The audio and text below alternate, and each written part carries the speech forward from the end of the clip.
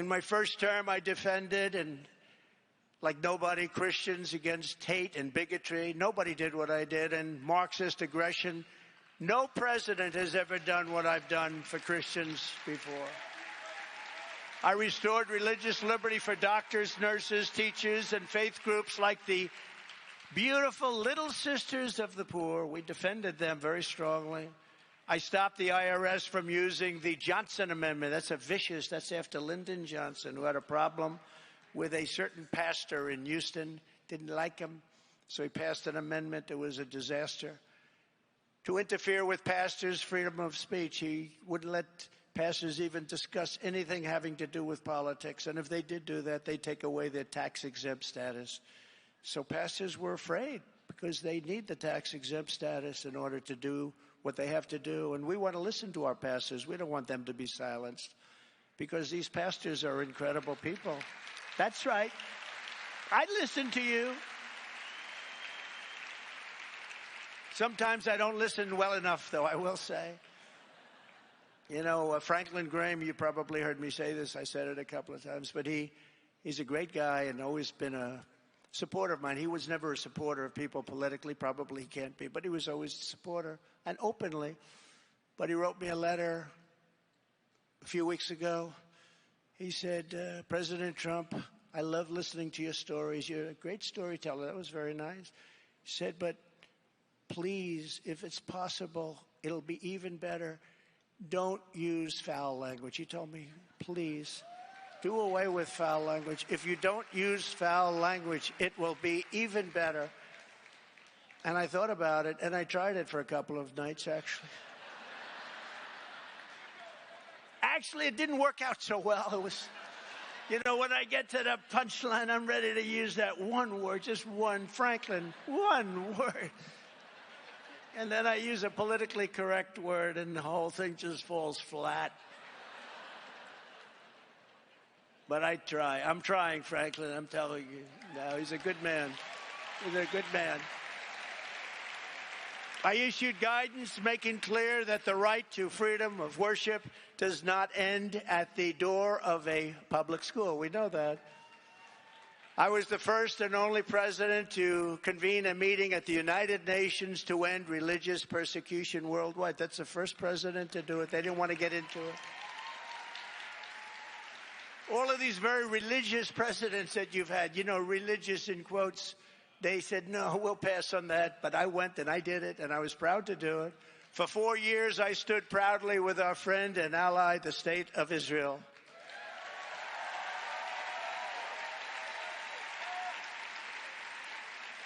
And for them and us, I withdrew from the Iran nuclear deal. We left Iran weak, broke, and unable to fund terror. And we would have had a deal if the election weren't rigged and stolen. We would have had a deal within the first week after the election.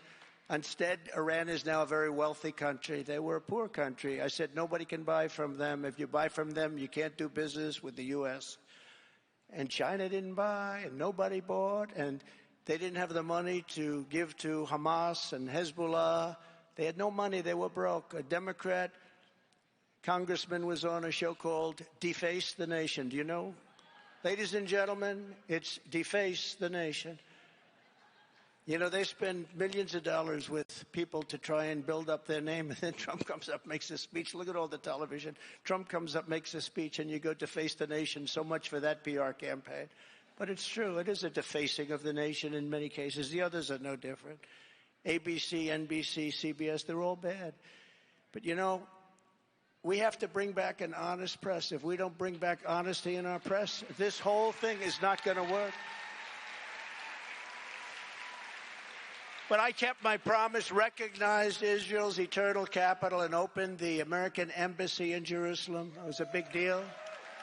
And got it built for $2 billion under budget. Took an old building and reconverted it for peanuts using Jerusalem stone. A friend of mine said, oh, I love Jerusalem stone. He's in New York. Big, rich guy. Every time I walk into his office, do you know what this is? I know it's Jerusalem stone. You tell me every time, oh, comes from Jerusalem. So now I'm building. I not only wanted to get it going, but I went to build it because I know I can get it built fast. And they had a building already. They were going to spend hundreds of millions of dollars to buy a site in Jerusalem. I said, wait a minute, don't we have something? We checked. Yeah, we always do, because we were there a long time ago. We were there sort of first, always by the post office like I did in Washington. If you get a post office, it's always the first building that they put in years ago. It's always the best location. So I said, do we have anything? Yeah. I said, hey, listen to the people. We're going to spend $2 billion on building an embassy. I said, how much do you think we can do it for? We think we can do it for $350,000. So we're going to take an old building and reconvert it. I said, 300. It's the only time I ever said this. I said, honestly, it's too low. It sounds too cheap. I've never done that before. Usually I say, okay, let's make it 300, right? Let's make it 250. But I said, I think it's too cheap. It sounds terrible. Do it for under 500,000. Yes, sir. I said, any chance we can use Jerusalem stone? A friend of mine says it's very expensive. He goes, absolutely, sir. It's all over the place. We're in Jerusalem. So we built the whole thing out of Jerusalem stone. Can you believe it? And got it done for nothing. And it's beautiful. It's a beautiful embassy. And that was the capital of Israel. Every president for decades and decades promised that they were going to do that. Capital of Israel, Jerusalem. But I even got the building built. And we got it built. We had a beautiful opening. I went. It was a beautiful opening. And I had a young lady named Ivanka there. We had our great first lady there. We had a lot of my children, a lot of my friends. It was a beautiful opening. Remember, it was always going to be a disaster if you do that. And every president was going to do it. They got to the office. They go into the White House. All of a sudden, they get hit by every side. They never did it. They never could get it off. I understand it. There was tremendous pressure not to do it. But I got it done. I got the building built, and it was a great thing. We opened it, and there were no problems, People said there were going to be big problems. There would be bloodshed all over the Middle East. It never happened. It never happened. And we had it recognized, Jerusalem, as the capital of Israel. It was a great thing. It was a great day, actually. I also recognized Israeli sovereignty over the Golan Heights. I never even said I was going to do it. I mean, the fact is, I've done more for Israel by far than any other president. Not even close.